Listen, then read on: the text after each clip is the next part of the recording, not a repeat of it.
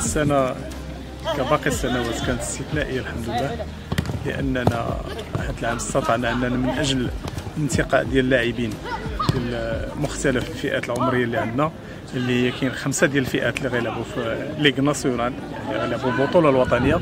ارتئينا اننا نديروا يعني انتقاء بهذه الطريقه ديال نديروا دي تيست. والملاعب كما كتعرفوا كاينه ازمه في الملاعب عندنا الصحراء، اذا ارتئينا اننا ننتقلوا وناخذوا العيب حتى لجامعه فم الواد اللي سهلوا لنا، كنشكروا من هذا المنبر ديالكم، سهلوا لنا جميع الظروف باش نشتغلوا في واحد الظروف اللي هي جيده.